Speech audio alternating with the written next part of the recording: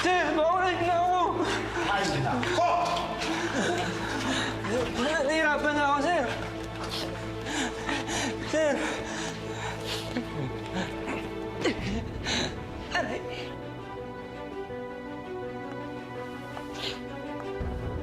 Sir! Kalagan nyo na yan. Hindi na yan makakatakas.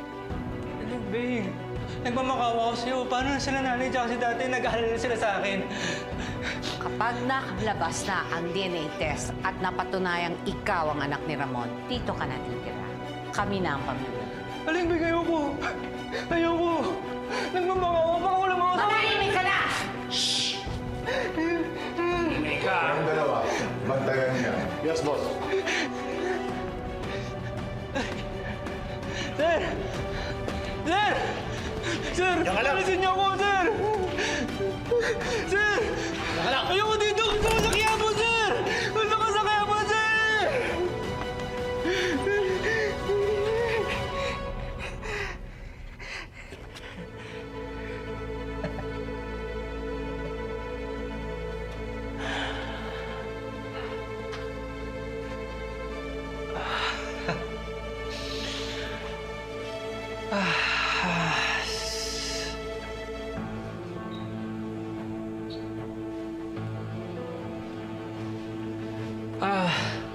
Lamig.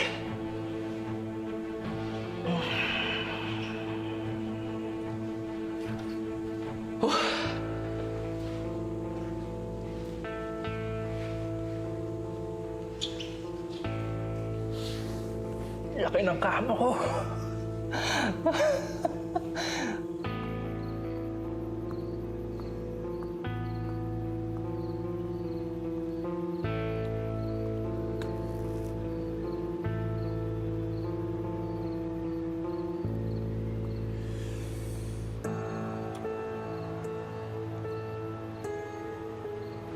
Ramon, siya ang anak mo. Hindi ba tayo nakakasigurado dyan? Alam ko nagdududa ka. Pero sa dami ng pagsisiyasat ko at pagtatanong, maniwala ka.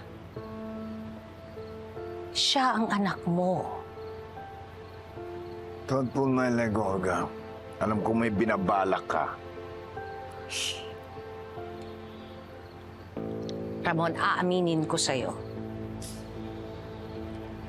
Simula nang bumalik ka, naramdaman ko na parang baliwala na ako sa pamilyang ito. Nabalot ang buong katauhan ko ng puot at galit sa'yo. At ang puot at galit na yan ang naging sanhina ng lahat na ata ng kamalasan sa buhay ko. Namatay ang anak ko, Ramon. Kaya maniwala ka sa akin kapag sinabi ko sa'yo na wala akong binabalak. Bigyan mo naman ako muli ng isang pagkakataon. Please, Ramon. Gusto ko lang maging bahagi muli ng pamilyang ito.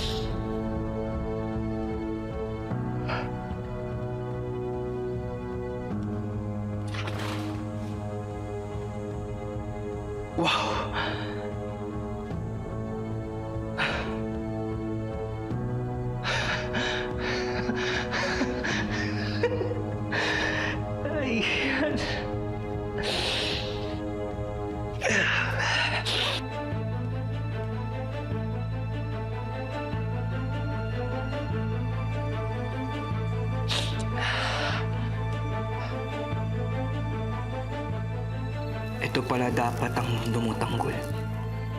Pero pasensya ka. Akin na ito ngayon. Patutunayan ko sa tunay mong ama na ako ang karapat-dapat na magmana sa lahat ng kayamanang ito.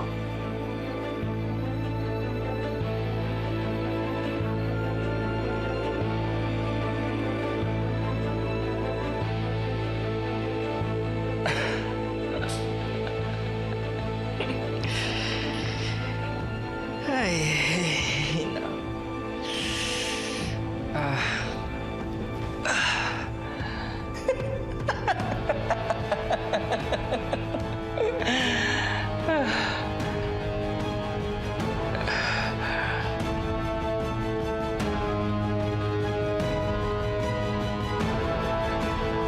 Tanggol, mukhang tagatid na naging ni Mang Marsing ah. Sa tingin mo, tatagal pa kaya yan? Makakain naman Marsing yan. Sigurado ako, maubuhay yan. Kayang-kaya naman pagayin ng mga doktor yan eh. Kung may pera ka. Ang tanong lang, saan makakakuha ng pera sila Mokang? Eh, hindi sapa. Doon sa pinagtaragawa ni Mokang. Oo nga, madaling kumita ng pera dun. Sigurado malaking pera na kukuha nila sa mga customer nila. Yan nga yung ayoko mangyari. Yung kakapit na patalim si Mokang. Basta kumita lang. Oh. Eh, ano namang maitutulong mo sa kanya? Oo nga, Tanggol. Kahit ano sipag paggawin natin sa trabaho natin ngayon, magkano ba kikitain natin doon?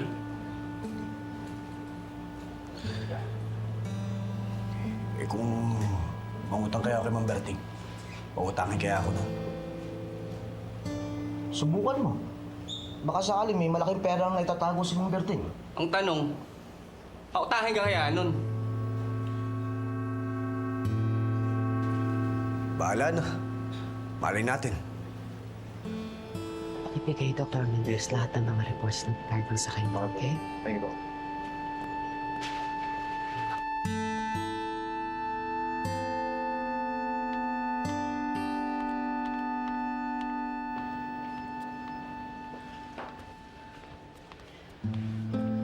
Mrs. Lima Kulangan, mas lalo na pong lumala ang sitwasyon ng asawa niyo.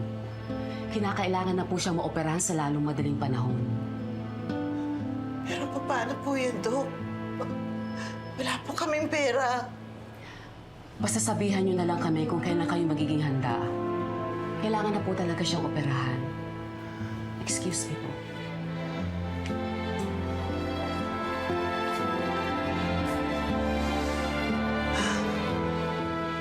Ano gagawin natin? Saan tayo kukuha ng pera?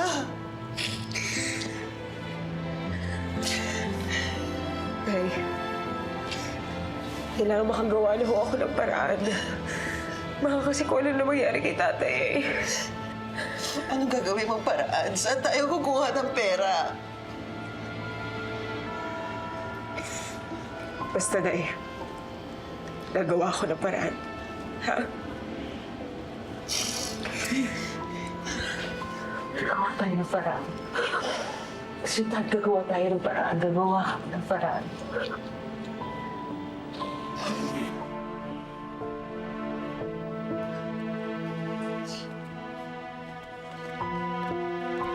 Moka. Ano, kamusta lagi ni Mang Marsing? Kailangan na siyang operahan agad eh. Ayun, itatanong namin ngayon kung magkano aabutin yung magagastos. Sige.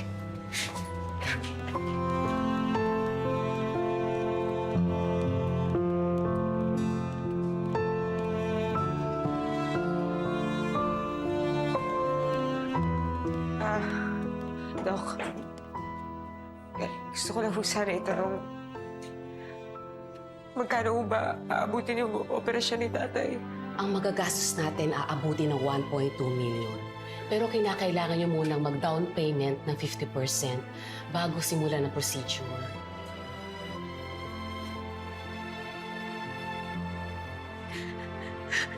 Dok, baka pwedeng operahan na muna si tatay tapos susunod ko na lang po yung pera. Pwede po bang gano'n na lang? Pasensya na, pero yun po talaga ang policy ng ospital bago operahan si Mr. Dinakulangan.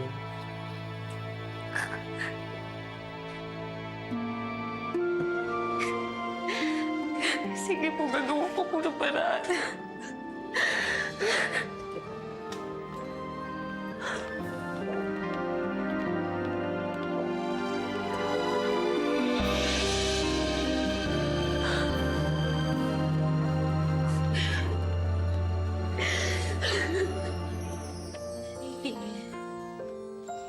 Tracy, okay ka lang ba?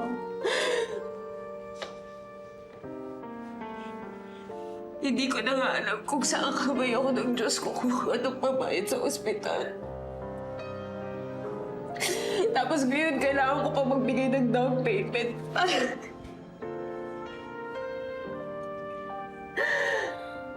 Bessie, paano ka?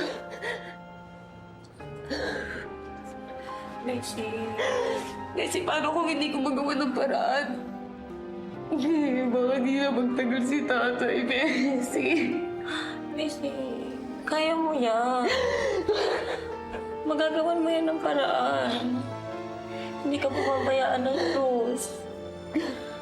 Tutulungan kita. Mag-isip tayo ng diskarte. Kung ano ba?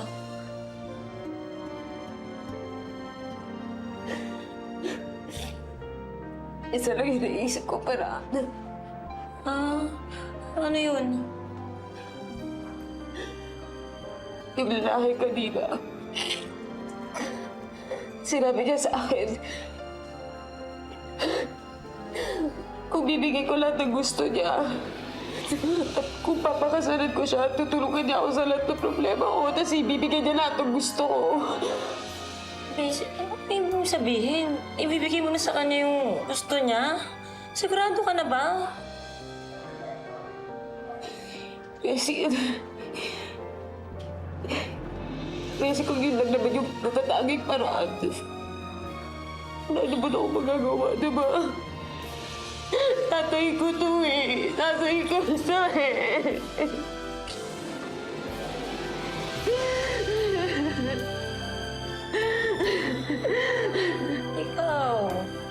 Ikaw naman ang makapagsabi kung kaya mong gawin eh. Basta mahalaga po yung loob mo. Tsaka wala kang pagsisisihan sa huli. Diba?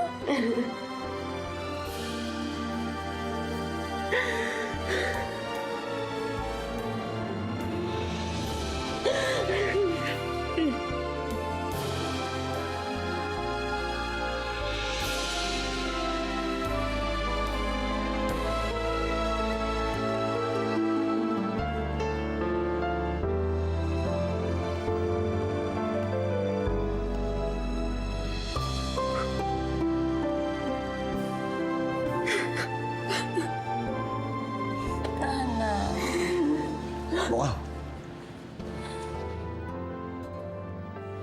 Bakit umiyak? Dahil ba ito kay Mama Marsing? Oo eh. Sabi kasi ng doktor, kailangan na daw maoperahan ni Mama Marsing sa lalong madaling panahon. Kung di, baka yung pa ikamatay niya. Mukhang. Huwag ka mag-alala. Tutulungan kita. Bukas sa bukas. Gagawa ko ng paraan. Sisiguraduhin ko sa'yo bukas ang gabi. Dadalhin ko yung pera kailangan mo. Hindi na. Ako na lang gagawa ng paraan. Anong paraan? Tanggol ko, kailangan kong ibenta yung katawan ko. Gagawin ko para maligtas ko lang yung tatay ko. Mukhang narinig mo yung sinasabi mo. Ibibenta mo ang kaluluwa mo? Sigurado ka ba? Bakit ba? Bakit tanggol, ha? Nakikita mo ba yung sitwasyon ko ngayon? Ano ako? May karapatan pa ba ako mag-inante? Buhay na yun ang tatay ko! Hindi mo maniisip yun? Gagawin ko ang lahat para mabuhay yung tatay ko! Mukhang.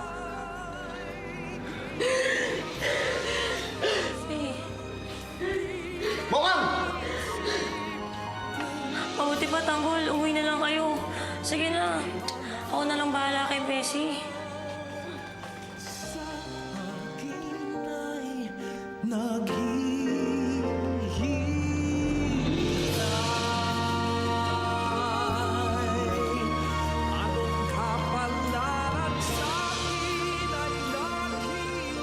Tanggol, ano nangyari? Ba't kayo nag-away ni Mokang? Hindi kami nagkaintindihan. Bakit? Ibibenta daw niyang kaluluwa niya para papagamot si Mang Marsing.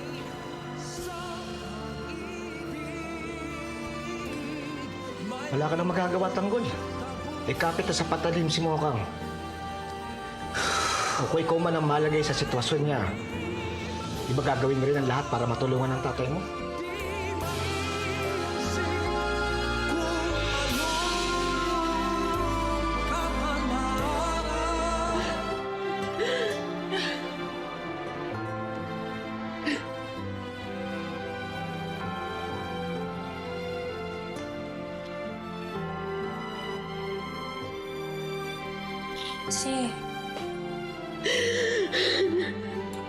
Bessie, sana hindi mo na lang sinabi kay Tanggol yung plano mo. Saktan tuloy yung tao. Alam mo namang mahal na mahal ka nun, diba? Pero Bessie, magsisinungaling ako. Ano sa tingin niya, mas iintindihin ko pa yung nararamdaman niya kaysa sa nangyayari sa tatay ko. Sa bagay, tama ka naman. At Bessie, lagi ko naman sinasabi sa kanya eh, hindi kami bagay dalawa. Paulit-ulit ako, sinasabi ko. Paulit-ulit talaga. Nakikita mo ba, pag ako, si Tanggol, magsama kaming dalawa, walang mangyayari sa buhay namin. Ako, magiging pariwala lang kaming dalawa. Maghanap na lang siya ng iba.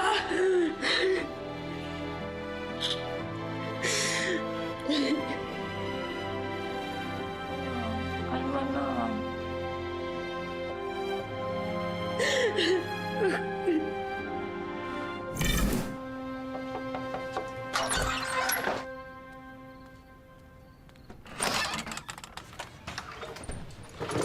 Oh, pasok.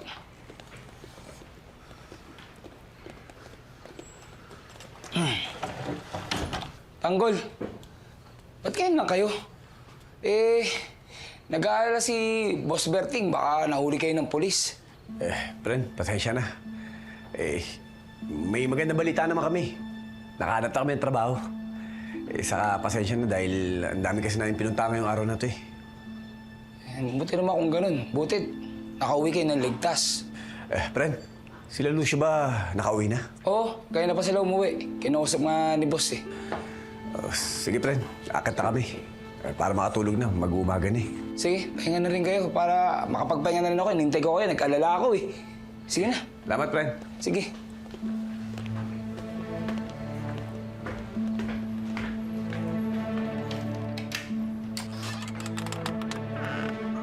Ay mo. Tanggol, tingnan lang kayo ah. Anong nangyari sa inyo? Mahabang kwento, Lucio. Napakaraming nangyari ngayong araw na to. Kayo, kamusta lakad niyo? Ayos lang, Tanggol. Meron lang kami pinuntahan. Sino? Si Amanda. Amanda? Oh, Yung babaeng hinostage nyo?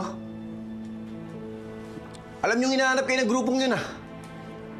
Kayo pa lumalapit sa gulo? Hindi naman sa gano'n, Tanggol. Meron lang akong gustong tapusin. At malaman kung ano talaga ang katotohanan. Supremo, alam naman natin lahat ang sitwasyon natin ah. Alam niyo kapag nakita kayo ng grupong yun, maaari kayo mapahamak. At baka masundan pa kayo dito. Tanggol, huwag kayong mag-alala. Ligtas tayo dito. Sinigurado naming walang nakasunod sa amin. Sana nga, Lucio. Dahil kapag nasundan kayo dito, maaaring madamay pati itong maliit na negosyo ni Mang Berting. At lahat tayo mapapahamak.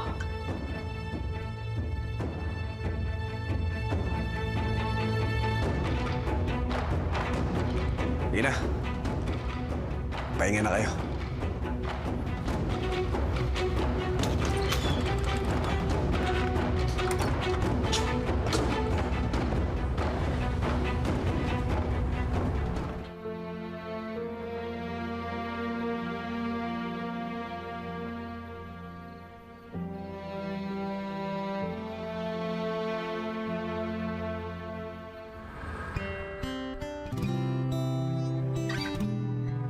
Mahirap na nga tayo, mahirap na ako.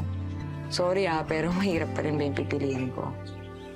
Huwag magtaka kung ako ay di na naghihintay sa anumang kapalit ng inalay kong pag-ibig.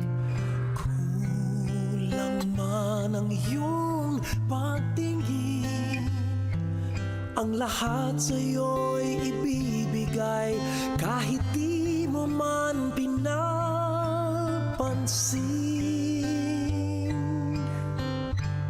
Huwag mangamba, hindi kita paghahanapan pa ng anumang kapalit ng inalay kong pag-ibig. Sadyang ganito ang nangma... Tanggol, pag ako natanggal ako dito, hindi ako makakabili ng gamot ni tatay. Naiintindihan mo ba yun? Nagselos lang naman ako. Bakit ka nagsiselos? Tayo ba? Tanggol, wala kang karapatan magselos. Ano karapatan mo? Hindi pa naman kita sinasagot?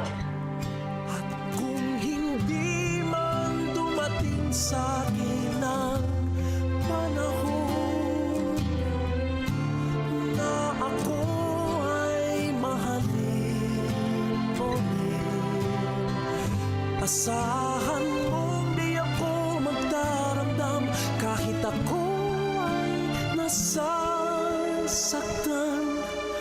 Huwag mo lang ipagkait na ikaw ay akin. Niligawan na ba kita ng seryoso? Pahihintulutan mo ako. Sabi ko nga, huwag na, diba? Huwag na talaga. Huwag mangamba, hindi kita... Pumunta ako dyan, kasagutin mo na ako. Ayun na. Oo nga!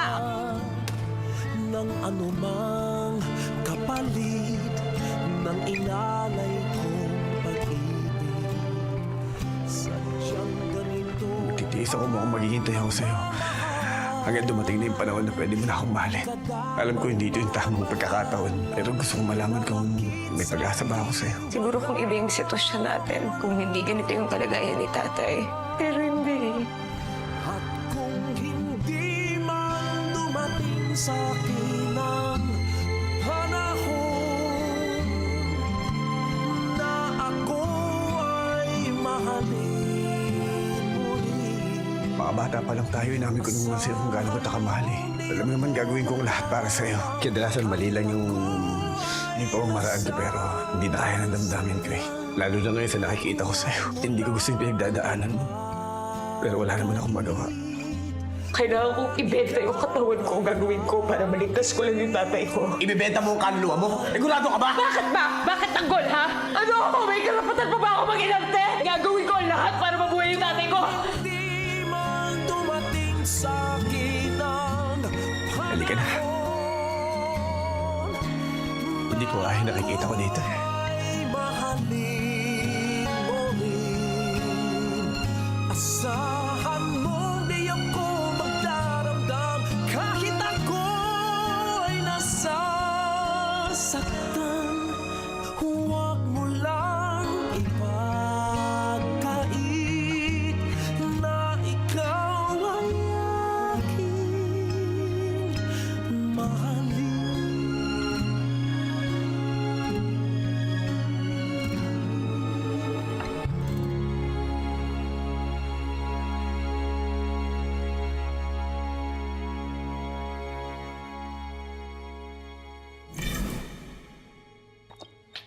Tanggol, akala ko ba magpapahinga na tayo? Oh, ba't umiinom ka pang mag-isa dyan? Uy. Ay, dinaramdam mo yung sinabi ni Mokang kanina, no? Eh,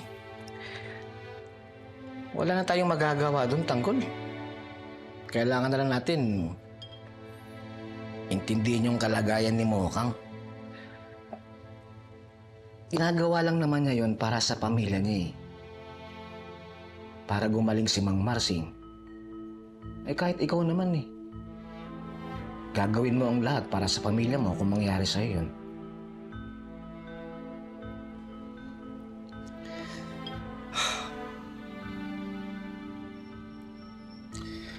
Masakit lang para sa akin, Teng.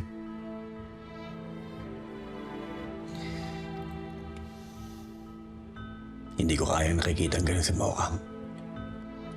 Naunawaan ko naman siya.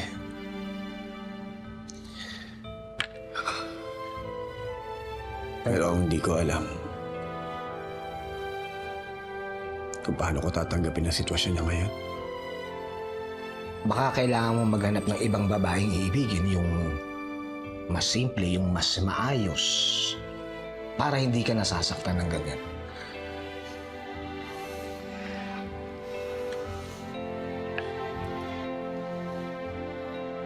Parang imposible naman yata yun.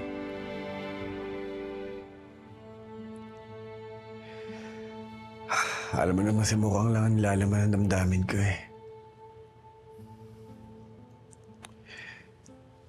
Wala akong ibang pinangarap kundi siya.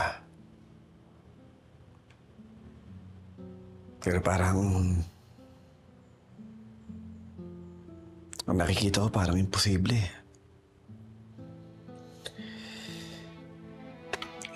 Hindi ko naman maaaring ipilit ang sarili ko. Pero alam ko,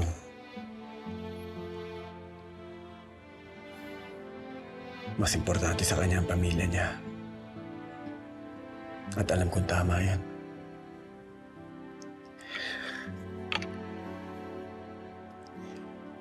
Hindi ko alam kung paano gagawin ko ngayon, Teng. Para habang tumatagal, lalo kaming lumalayo sa isa't isa. Kaya nawawala na ako ng pag-asa. Tanggol, naiintindihan naman kita eh. Pero kung talagang mahal mo si Mokang, dapat handa kang magtiis at masaktan. Mali mo naman, pag natapos lahat na itong problema ni Mokang, umalis na siya sa pinagkatrabahuan niya. Bumalik ka siya sa pag-aaral para magkaroon ng disenteng buhay. Pero, Tanggol, kailangan mo maghanap ng trabaho, yung magandang trabaho. Yung malaki yung sweldo, yung yayaman ka. Yung kaya mong iahon sa kahirapan si Mokang para hindi na niya ginagawa yung mga ginagawa niya ngayon. Kasi kung hindi ka rin naman pipiliin ni Mokang eh. Dahil kung kayo ang magkakatuluyan sa sitwasyon nyo ngayon, wala kayong mabuting patutunguhan, Tanggol.